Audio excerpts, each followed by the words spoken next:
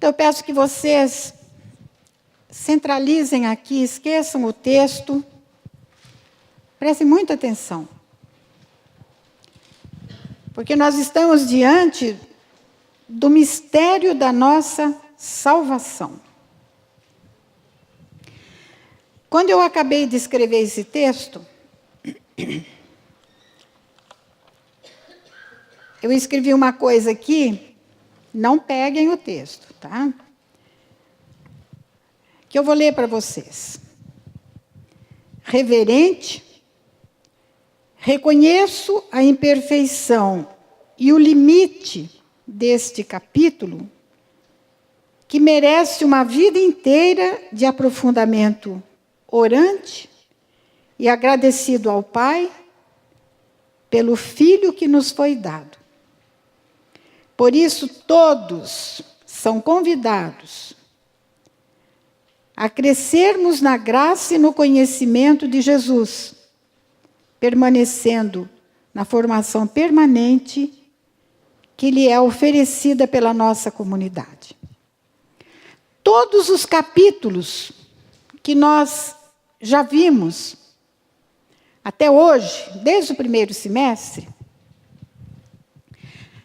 são capítulos que se desdobram em muitos outros assuntos, se aprofundam em muitos outros ensinamentos.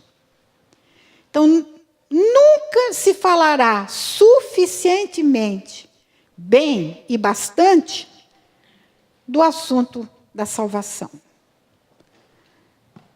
Na semana passada, nós vimos quem é o Salvador. Não é da pátria. Não é só da pátria. É o meu Salvador pessoal. Ele me salvou. E o que significa a extensão, a altura, o comprimento dessa verdade? Só ao longo da nossa formação permanente e a si mesmo no céu. Porque aqui na terra nós não vamos ser capazes de aurir, absorver a grandeza da obra de Jesus. Hoje nós temos, estão vendo esse quadro aí? Não esse, o outro, mas está programado para ser assim. Como seria a humanidade sem Jesus? E o que vocês estão vendo lá? Caveiras. Nós passaríamos por esse mundo, ralando, lutando, conquistando, crescendo, com muita coisa, mas tudo acabaria dentro do túmulo. Tudo viraria pó, se não fosse Jesus Cristo. Eu tive uma aluna de 2º grau, no Rio de Janeiro. Era uma menina que se gloriava de dizer que ela não tinha fé, que ela era ateia mesmo. Convicta, ela dizia. O pai dela morreu. Depois de uma semana, ela apareceu na escola. Eu falei, meu Deus, como que essa menina vai superar esse sofrimento? Qual não foi a minha grande alegria? Quando a Cristina chegou e disse assim para mim, irmã, na beira do caixão do meu pai, aquele paizão que o meu foi para mim, aquele pai maravilhoso, eu fiz uma experiência de Deus. E a pergunta que me fez mudar foi aquilo que veio na minha cabeça. Não é possível que tanta maravilha que este homem fez na vida acabe em nada. acabe com ele. Não é possível que não haja uma vida além da morte. Que nós sabemos, pela revelação, porque se Jesus não tivesse revelado, nós não chegaríamos a isso. E nós sabemos que a morte de Jesus não teria tido sentido nenhum se ele também hoje fosse apenas uma caveira dentro de um túmulo. Só que ele ressuscitou para nunca mais morrer. Não reencarnou, ele ressuscitou. Isto é, voltou à vida no mesmo corpo, mas um corpo agora glorioso. Por suas chagas, fomos curados. Qual é a prova que Jesus ressuscitou no seu próprio corpo e não no corpo de outra pessoa? Quando ele apareceu para Tomé. Lembram? E Tomé que havia dito antes, o que ele disse? Se eu não botar o dedo nas chagas, eu não acreditarei. Foi isso? Oh, bendita dúvida de Tomé, que mereceu para nós a prova mais do que suficiente da ressurreição de Jesus. E que não é só a prova da ressurreição. É que se não houvesse a ressurreição, o que nós estamos fazendo aqui seria tudo em vão. Porque estaríamos pregando um morto. Onde estão os fundadores das grandes religiões? Aonde? Mortos. De nenhum deles se fala ressuscitou. De nenhum deles. Voltou à vida no próprio corpo. Tomé, vem cá. O que se falou mesmo na semana passada? Nada. Nada. Não, você falou sim. O que se falou? Vem cá. Põe o dedo aqui. Não precisa, estou vendo. Não, põe. Põe o dedo aqui, Tomé. E o que Tomé falou?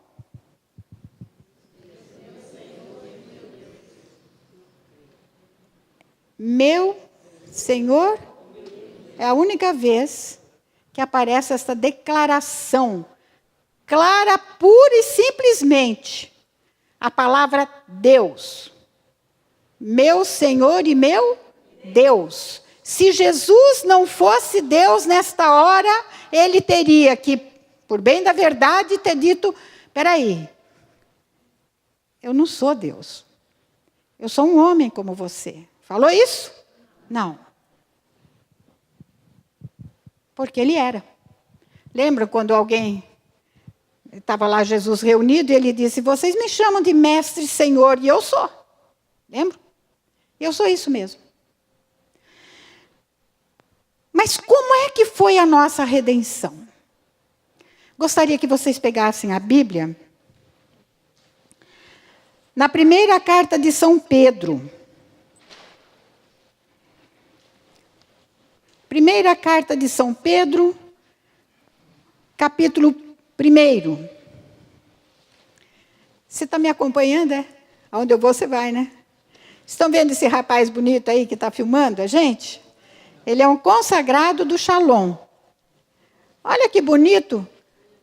Olha que bonita que é a igreja. O Adilson, aquele rapaz bonito também, porque senão ele fica com dor de cotovelo.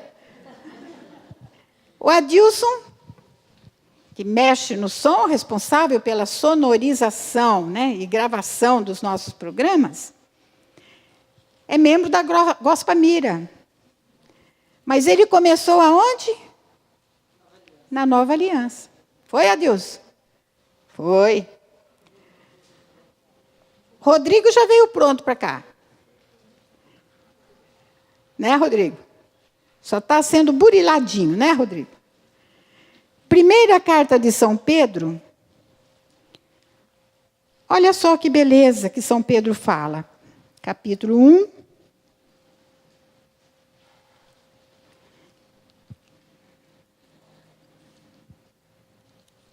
Ele diz assim. Versículo 18. Tende consciência de que fostes, isto é, tende convicção, né? De que fostes resgatados da vida fútil herdada de vossos pais, não por coisas perecíveis, como a prata ou o ouro, mas pelo, leiam, precioso sangue de Cristo, Cordeiro sem defeito e sem mancha. Que negócio é esse de resgate? Vamos nos voltar para a criação. Primeiro, o livro do Gênesis. Quando o homem se decidiu contra Deus, conhecendo, sabendo e com liberdade, escolheu não fazer do jeito que Deus tinha orientado. Quando o homem se deixou enrolar, atrapalhar pela sedução do inimigo e optou por aquilo que esse inimigo soprava e praticou o que não era vontade de Deus para si, ele se tornou escravo do pecado e do demônio. Ele se submeteu livremente ao demônio. Como se o demônio tivesse conseguido sequestrar o primeiro casal das mãos de Deus. E ficamos submissos, escravizados do demônio. Agora, uma imagem plástica do negócio, mas no fundo é isso. Volta lá também naquela cantiguinha. Quem me dará a vida? Quem me dará o amor? Minha alma está ferida, busco meu Salvador. É um grito da pessoa que, angustiada, percebe a mancada que deu, o erro que cometeu. Caiu num buraco profundo e não sabe como sair dele. No evangelho de domingo, de ontem, aquela passagem bonita, né? Que o padre explorou na missa, mas que eu gostaria de ver por uma outra faceta. Quando Pedro é convidado por Jesus, pedi e recebereis, né? Ele pediu, Senhor, manda que eu vá até você, andando sobre as águas. E Jesus falou, pois não, quem pede recebe, venha. E eu costumo dizer, mas isso eu vou dizer lá num outro capítulo, lá mais para frente. Pedro começou a andar. Não é isso que a história conta? Mas, de repente, por que ele começou a afundar? No começo estava tudo bem, mas por que ele começou a afundar? Dúvida, medo. Não confiou que aquele venha também equivale a dizer eu garanto. Quando Jesus vai, hoje à noite, Jesus vai fazer um convite para vocês. É como se ele dissesse, venha, me ajude. ele está falando, eu garanto a sua parte. Quem é Jesus nessa cena? Não deixou o Pedro se afundar a ponto de se afogar e morrer. Jesus é o braço do Pai estendido para nos salvar. Certo? Repitam comigo. Jesus é o braço do Pai estendido para me salvar. Para me salvar. É o braço do Pai. E olha que interessante. Como é que foi esse resgate? Nós estamos careca de escutar. O cara que sequestra, e imediatamente ele impõe um valor, um preço. Eu só devolvo se você me pagar $300 mil. Só que é o seguinte, o preço do nosso resgate não tem preço. Ninguém podia pagar esse resgate. Lembro da semana passada, quando eu falava para vocês, ninguém pode pagar, ninguém pode comprar seu próprio resgate, nem pagar a Deus o preço de si mesmo. Porque é tão caro esse resgate da minha vida, que nunca bastará para o homem, para mim, para eu viver. Se eu vivesse perpetuamente, eu não conseguiria pagar. Qual foi a providência que Deus tomou? Quem é o ofendido lá no paraíso? Deus.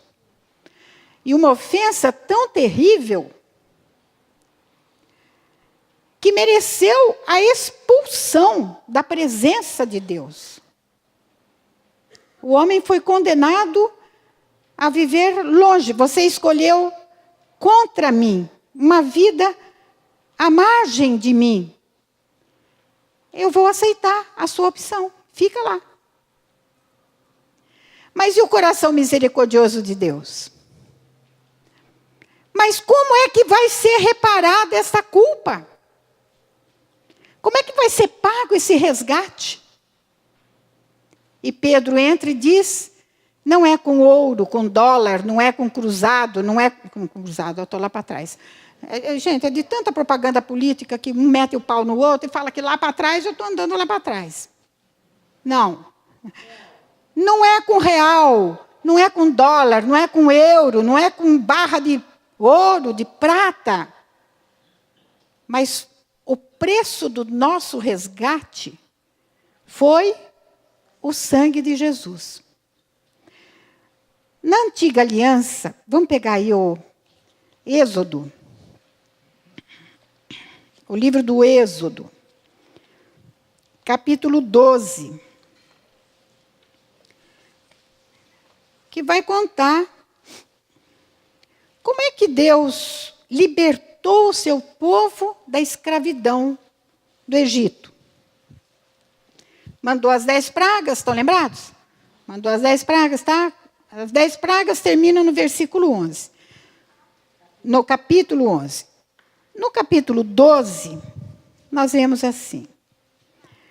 O Senhor disse a Moisés e a Arão no Egito. Leiam comigo. Este mês será para vós o começo dos meses. Será o primeiro mês do ano. Falai assim a toda a comunidade de Israel. No dia 10 deste mês, cada um tome um animal por família, um animal para cada casa. Se a gente da casa for pouca para comer um animal, convidará também o vizinho mais próximo, de acordo com o número de pessoas. Para cada animal, deveis calcular o número de pessoas que vão comer. o animal será sem defeito, macho de 1 ano. Gravem bem isso. O animal será sem defeito, macho de 1 ano. Vocês se lembram o que estava escrito lá no Pedro, que nós acabamos de ler? Leia aí, Beatriz. 1 Pedro 1,18.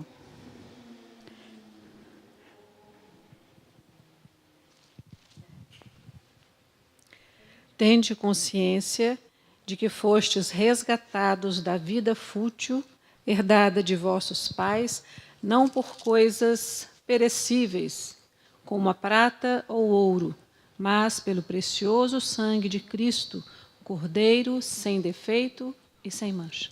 Cordeiro sem defeito e sem mancha. Eu falei para vocês na semana passada quantas profecias estão na antiga aliança, no Antigo Testamento, a respeito de Jesus. Uma delas é essa.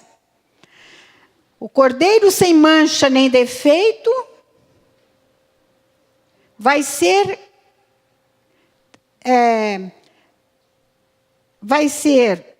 transposto para a literatura cristã em Jesus Cristo.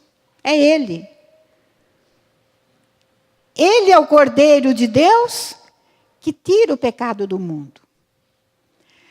Nas antigas religiões, inclusive na religião judaica, eles não tinham noção de que o culpado é que tem que pagar. Eu roubei, eu é que vou ser presa. Matei, eu é que vou ser presa. Mas o que eles faziam? Pegavam um animal, sangravam o animal e ofereciam no altar lá, né? Para Deus. Para o perdão dos pecados. Vejam como Deus é bonito e lindo. Ele não é bonito, ele é lindo. Ele não é lindo, ele é maravilhoso, ele é humano. A humanidade sentia no seu consciente, inconsciente, que devia alguma coisa a Deus. Uma reparação, uma paga pela própria culpa. E o que fazia então? Matava o animal e oferecia a Deus em sacrifício. Por quê? Era a crença, e nós confirmamos isso, que a vida está no sangue. O sangue sai do meu corpo, morri. A vida do meu corpo é o sangue. Então eu quero dar a minha vida para Deus, para eu pagar pelo meu pecado. Eu mato o animal no meu lugar e ofereço a Deus. Fácil, né? Vem Jesus e muda a história. Totalmente. Vamos lá continuar a nossa história. Para cá, né? Podereis escolher tanto um cordeiro como um cabrito. Juntos devereis guardá-lo até o dia 14 deste mês, quando, ao cair da tarde, toda a comunidade de Israel reunida o imolará. Presta atenção. Aqui já está uma nuvem da missa, da nossa missa. Toda a comunidade de Israel reunida imolará aquele cordeiro que foi cevado, foi, né, guardado. Tomarão um pouco do sangue e untarão as ombreiras da porta das casas onde comerem. Pintem o batente da porta onde vocês, judeus, moram, no meio dos egípcios. Comerão a carne nesta mesma noite. Deverão comê-la assada ao fogo, com pães sem fermento e ervas amargas. Não deveis comer dessa carne nada de cru ou cozido em água, mas assado ao fogo inteiro, com cabeça, pernas e vísceras. Não deixareis nada para o dia seguinte. O que sobrar devereis queimá-lo no fogo. Uma parte ritual daquele tempo. Assim devereis comê-lo com os cintos na cintura, os pés calçados, o cajado na mão. E comereis às pressas, porque é a Páscoa, isto é, a passagem do Senhor. Quando vocês lerem essa palavra Páscoa, quer dizer passagem de Deus, não é simplesmente um Deus que passa. É um Deus que passa pulando a casa que está ungida pelo sangue daquele cordeiro que foi imolado para Deus. É uma passagem, é um pulo, é um salto. Na verdade, a palavra significa salto. Páscoa, né? Saltar. Como é que está escrito aqui? 12. Nessa noite, eu passarei pela terra do Egito e matarei todos os primogênitos no país, tanto das pessoas como dos animais. Farei justiça contra todos os deuses do Egito. Eu, o Senhor. Agora, o sangue servirá de sinal nas casas onde estiverdes. Ao ver o sangue, passarei adiante, isto é, eu vou pular a casa, e não vos atingirá a praga exterminadora quando eu ferir a terra do Egito.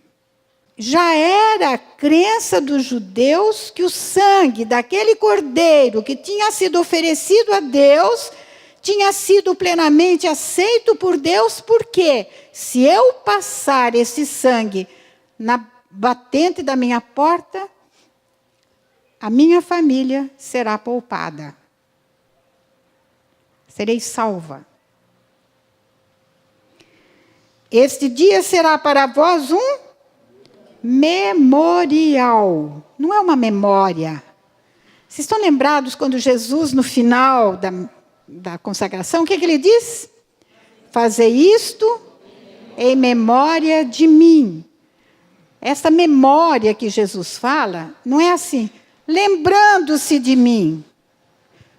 Como existe, por exemplo, um museu.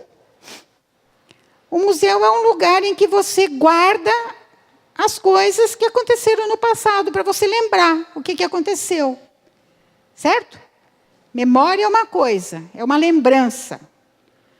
Memorial é eu coloquei essa notinha aqui para vocês. É uma instituição permanente. Não é lembrar de uma coisa, é lembrar de um fato que aconteceu no passado e se prolonga até o final dos tempos. É uma instituição permanente, de interesse geral, com a finalidade de preservar e propagar informações históricas. O meu tempo já acabou. Na semana que vem eu preciso voltar a esse assunto. Mas eu gostaria muito que vocês entenderam bem? Tá bom demais? Tá muito claro? Tá. Nós precisamos ler Jesus Cristo a partir do Antigo Testamento. A nossa fé católica, gente, é de uma lógica humana maravilhosa. Se eu quiser avaliá-la só da lógica humana, você já fica muito satisfeito. Porque é Deus. Né? Então, agora, vamos fechar nossos olhos. Vamos pôr a música aí que eu programei, Preto? Queria fechar a minha parte conosco, abrindo nossos ouvidos, nosso coração, para escutarmos sobre, pelas chagas de Jesus nós fomos curados. Lembrando-nos que a palavra cura tem a mesma raiz da palavra salvação, né?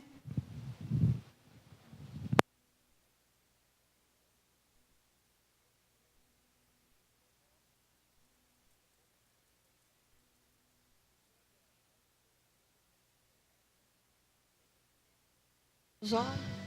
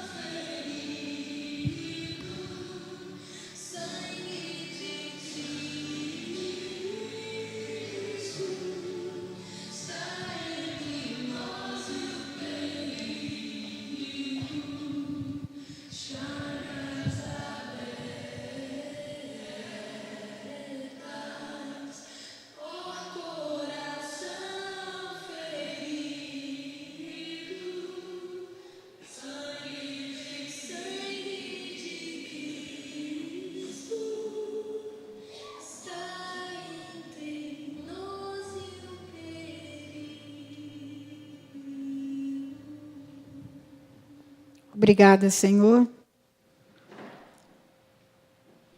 por esta frase tão inspirada. Deus pode cuidar de tudo. Posso descansar seguro.